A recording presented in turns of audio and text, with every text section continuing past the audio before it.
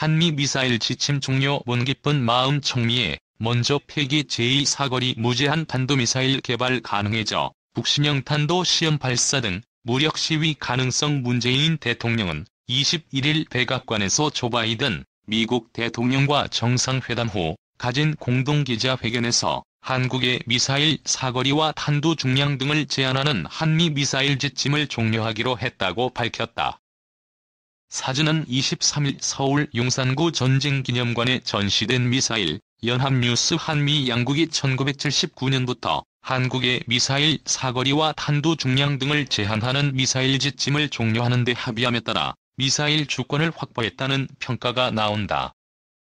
다만 한국의 준중, 중거리 탄도미사일 개발의 문이 열림에 따라 북한과 중국, 러시아가 반발하고 동북아시아에서 군비 경쟁이 일어날 수 있다는 우려도 공존한다.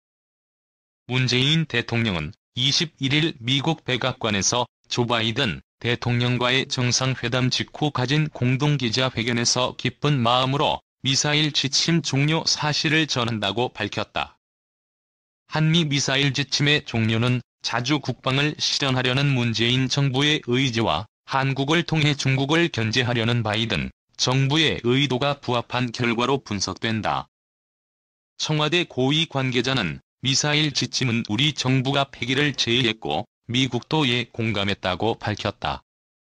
한미 양국은 1979년 한국의 미사일 사거리를 180km, 탄도 중량은 500kg으로 제한하는 미사일 지침을 만든 이후 2001년과 2012년 두 차례 개정을 통해 사거리 제한을 800km로 확대했다. 문재인 정부는 2017년 11월 3차 개정을 통해 사거리 제한은 800km를 유지하되 탄도 중량 제한은 해제했다. 이에 따라 세계 최대 탄도 중량을 자랑하는 괴물 미사일 현무사를 개발, 지난해 3월 발사 실험에 성공했다. 현무사의 최대 사거리는 800km, 탄도 중량은 2톤이다. 이어 지난해 7월 4차 개정을 통해 우주 발사체에 대한 고체 연료 사용 제한을 해제, 군사 정찰 위성을 개발할 수 있는 기반을 마련했다. 지침의 종료로 한국은 이론적으로 사거리 무제한의 탄도미사일을 개발할 수 있게 됐다.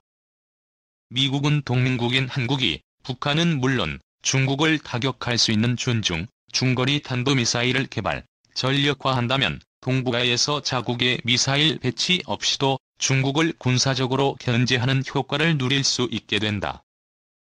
현무사는 탄도 중량을 500kg으로 줄일 경우 서울과 베이징 간 거리를 포함하는 1500km 이상으로 사거리를 확대할 수 있는 것으로 알려졌다. 이에 대한 반발로 북한이 신형 탄도미사일 시험 발사에 나설 수 있다는 전망이 나온다. 김여정 노동당 부부장은 지난 3월 한국의 현무사 개발을 비난하며 자신들의 미사일 개발을 정당화한 바 있다. 김동엽 북한대학원대 교수는 북한과 중국이 반발할 수밖에 없다며 특히 사거리가 800km로 제한돼도 북한 전역을 타격할 수 있음에도 사거리를 확대한다는 것은 중국을 목표로 한다는 시그널을 줄 것이라고 말했다.